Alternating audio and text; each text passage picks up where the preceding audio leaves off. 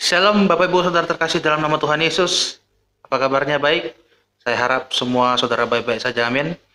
Ya, saat ini sekarang kita akan menyaksikan sebuah kesaksian yang luar biasa dari seorang Muslim yang menerima Yesus oleh karena kebaikan Tuhan. Kebaikan Tuhan yang datang dari orang yang tidak diduga-duga. Bagaimana kesaksiannya? Ini akan menjadi kesaksian yang sangat menarik. Saya jamin, saya percaya kesaksian ini akan menumbuhkan iman kita sebagai orang percaya dan meyakinkan bagi saudara-saudara kita yang mungkin kebetulan menonton video ini, yang mungkin sedang bergumul ingin menerima Tuhan Yesus sebagai Tuhan dan Juru Selamat. Mari kita saksikan kesaksian berikut. Kita akan bahas bersama-sama. Zechariah, he was a nice person. He was a decent person. He was very smart. He was the only Christian in the whole of the school. And I hated him. And because I thought as a Muslim, I must be better than him. But he was better than I. We start to beat him every single day that we come to school. And we agreed on that night, we need to kill him. It was dark. It was cold. And we went ahead of him. And we were 5 of us. We climbed a tree and we waited there. And from far away, we saw that a torch coming. And the light became bigger and bigger as it approached us. And the minute that he just went under the tree, we jumped at him. He was crying, he was screaming, he was shouting. We broke his arm, we broke his leg. He started to bleed. And because he started to scream and begging for help, I put my hand in his mouth so that no noise will come out of him. It's similar when you are slaughtering a sheep, it's just shivering, and the others were beating him. I felt very proud. You were actually doing something for Allah. You want to please him. And suddenly, he could no longer breathe, and we could not hear his voice. We left him in the wood between life and death. We went back, you wash yourself, and you pray. And Zechariah never came back. Tuhan Yesus pernah berkata, Tuhan, ampunilah apa yang mereka perbuat, sebab mereka tidak tahu apa yang telah mereka perbuat. Saya pikir pernyataan ini sangat cocok bila kita melihat kesaksian berikut. Ya, lanjut. Kita akan lihat bagaimana endingnya nanti. I was born and raised up in a very, very fanatic Muslim family. When I was a child, my father brought me to a Quran school. I was only 8 years old, and my father just dropped me there. They shaved my head. We sat in a circle. The Shaykh sat in the middle of the circle, and he has a very long whip. I was forced to memorize the Quran. Every mistake that you do, this whip will just come right in the middle of your head.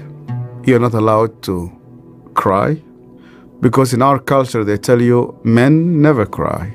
I was crying every single night.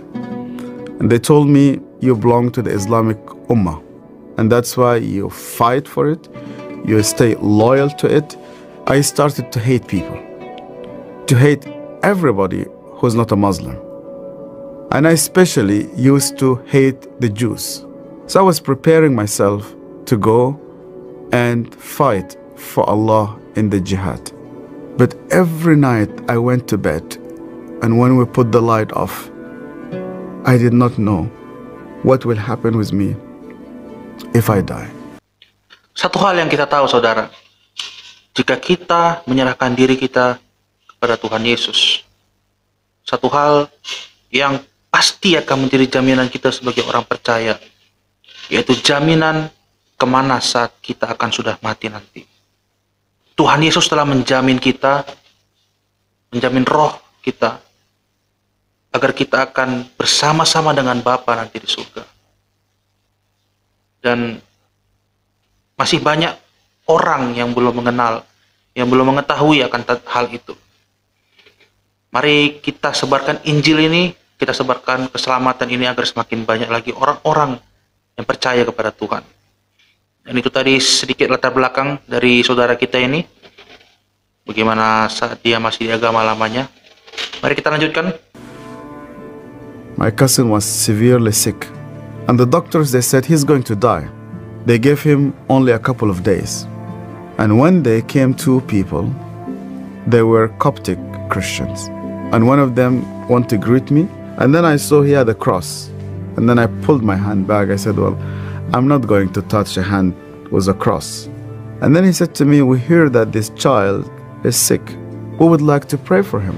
And only out of politeness, I told them, okay. And they started to speak to God like a person that he speaks to his friend. They said, God, please heal this child. The minute that they said Amen, this child opened his eyes for the first time in 4 weeks. He started to move his hands. He started to speak. He sat down in his bed and he started to walk. And one of those two persons who prayed sat down with me and he said to me, you know what? The real miracle is that God wants to change your heart. Do you believe that Yeshua is alive? And I told him, yeah. Because according to the Islamic tradition, God took him to heaven and he's alive and he will come back one day. And he said to me, because he's alive, you can speak to him.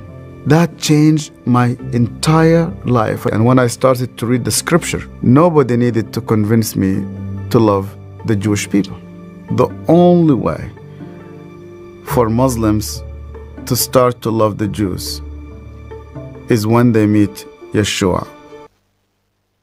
Luar biasa. Amin. Saudara bisa berubah 180 derajat oleh karena kasih Kristus. Dan satu hal yang menarik yang kita lihat tadi, mukjizat yang sesungguhnya itu adalah Tuhan ingin mengubah hati saudara. Jadi di dalam mukjizat ada mukjizat. Maksudnya saat orang yang sakit tadi, sepupunya saudara kita ini sakit dan sembuh oleh karena mukjizat Tuhan. Sebenarnya mukjizat ini bukan cuma berhenti di situ saja, tapi Tuhan juga ingin mengubahkan hati saudara kita ini. Melalui mukjizat yang dia lihat dengan mata kepalanya sendiri bahwa sepupunya tadi sembuh, dia menjadi percaya akan Tuhan. Dia percaya kalau Tuhan Yesus itu adalah hidup. Dia adalah Allah. Karena dia hidup, dia bisa berbicara kepada Allah seperti seorang teman. Itulah luar biasa kita sebagai orang Kristen. Tidak ada kesenjangan antara kita dengan Tuhan. He is our friend. Dia teman kita. He is our God. Dia adalah Tuhan kita juga. Wow, luar biasa. Mari kita lanjutkan, saudara. I loved my family. I loved my father. I loved my mother and I loved my community. And when I decided to follow Yeshua, my grandfather and my father said to me, you are no longer one of us. They made a funeral. They invited friends and family. They brought a coffin to the cemetery and they said, our son is dead. To be declared dead with no family. I said to God, where are you? I hear this voice, and this voice told me, you know that the grave where your name is written, you know that grave is empty. And guess what? My grave is also empty. Amin. Wah, luar biasa, saudara. Kesaksian ini menegaskan. Lukas 14 ayat 26 berkata, jikalau seseorang datang kepadaku, dan ia tidak membenci bapaknya, ibunya, istrinya, anak-anaknya, saudara-saudaranya laki-laki atau perempuan, bahkan nyawanya sendiri, ia tidak dapat menjadi muridku. Amin. Untuk mengikut Yesus butuh perjuangan, saudara. Apapun itu, bahkan keluarga kita sendiri. Seperti yang diceritakan oleh saudara kita ini. Bahkan keluarganya sendiri memberikan pemakaman untuk dia. Padahal dia masih hidup. Tapi apa Tuhan bilang? Kubur itu kosong. Kubur yang tertuliskan namamu itu kosong. Sama seperti kuburku. Wah, luar biasa saudara. Di saat kita membutuhkan, di saat kita bertanya-tanya, di mana engkau Tuhan? Kenapa engkau meninggalkan aku? Di situ Tuhan datang dan memberikan penghiburan bagi kita. Amin. I went to Egypt for the first time after many years, and I was in a pastoral conference. And one of the Sudanese pastors came to me, it's an elderly man, gray hair, started to speak to me, and he asked me, "Where did you come from?" I told him my story. He started to cry. And then I asked him, "Why are you crying?" And he said to me, "Do you remember me? My name is Zachariah." And suddenly, I remembered him. The last time I saw him, it was in that dark night. I could hear suddenly the way that he was screaming, even though that was 25 years. Suddenly I started to see his broken arm and broken legs. I started to see the scars which I caused him. I started to be full of shame.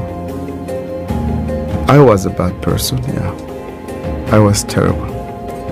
So Zachariah looked me straight into the eye again, and he said to me, "Answer, because you hated me so much. I was always praying for you." Wah, luar biasa saudara. Amin. Luar biasa. Zakaria, teman dari saudara kita ini yang dahulu dibully, bahkan sudah hampir dibunuh. Tapi karena dia tahu bahwa Tuhan mengasihi, dia tetap mendoakan. Amin. Matius pernah berkata, Matius 5 ayat 46, "Apabila kamu mengasihi orang yang mengasihi kamu, apakah upahmu? Bukankah pemungut cukai juga berbuat demikian?" Amin, saudara. Itulah sebabnya kenapa Tuhan Yesus mengajarkan kita, kasihilah musuhmu. Karena kalau kita mengasihi orang yang mengasihi kita juga, it's easy, gampang. Tapi gimana kalau kita bisa mengasihi orang yang bahkan tidak mengasihi kita? Itulah arti kasih Yesus yang sebenarnya. Itulah perubahan yang bisa kita lihat. Dari yang dahulu seperti Paulus membunuh orang-orang Yahudi, ya dia di sini tidak membunuh, tapi dia membenci khususnya orang-orang Yahudi. Dia membenci orang-orang Yahudi. Tapi setelah dia mengenal siapa itu Yesus, 180 derajat berubah. Bahkan dia bisa mengasihi orang-orang yang dahulu dia benci. Dan seperti Zakaria juga yang telah mengenal Tuhan lebih dahulu. Kasih Tuhan itu benar-benar diterapkan dalam kehidupannya. Meskipun dia dahulu dibully, bahkan hampir dibunuh, tapi karena dia tahu Tuhan mengasihi semua orang. Tuhan mengajarkan kasihilah musuhmu. Dan dia menerapkannya. Bahkan dia berdoa, praying, always berdoa bagi orang yang telah menganiaya dia. He opened his Bible, and the minute he opened his Bible, I saw that my name was written in the first page. I hated him. He prayed for me. On that day, God confronted me. He said to me, "Even before you start to think about me, I was thinking about you. To love those who hate you, you need someone whose name is Yeshua."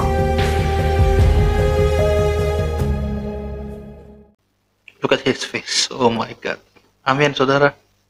Untuk bisa mengasihi orang yang membenci saudara, saudara membutuhkan Yesus. Amin. Karena Yesus datang bukan untuk orang benar, tapi untuk orang berdosa. Lukas 5 ayat 32. "Aku datang bukan untuk memanggil orang benar, tapi orang berdosa supaya mereka bertobat." Amin. Saudara kita telah bertobat dan menerima Yesus. Satu jiwa telah diselamatkan. Dan itu adalah kesukaan yang besar bagi Tuhan. Jadi melalui kesaksian ini, khususnya bagi orang-orang saudara-saudara kita yang mungkin sedang bergumul untuk menerima Tuhan Yesus. Kasih Tuhan luar biasa, saudara. Janji keselamatan yang Tuhan berikan itu bagi hidup saudara akan diberikannya.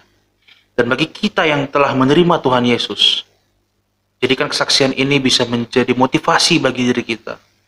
Motivasi untuk memperbaiki dan lebih mendekatkan diri kita kepada Tuhan.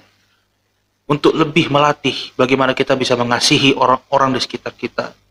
Khususnya bagi kita saat-saat ini, banyak orang-orang, pihak-pihak yang menyerang kita. Jangan dibalas. Kalau kita membalas, apa bedanya kita sama mereka? Tapi kita harus mengasihi, saudara. Mengasihi dan mendoakan. Karena itulah cara Tuhan Yesus. Ajaran kasih yang sangat luar biasa. Amin. Baik, saudara, itu satu kesaksian yang sangat luar biasa. Kiranya kesaksian ini bisa menjadi berkat bagi saudara sekalian. Terima kasih. Saya Amron Sitinja. Salam dari channel Khotbah Pendeta. Sampai jumpa di acara selanjutnya. See you.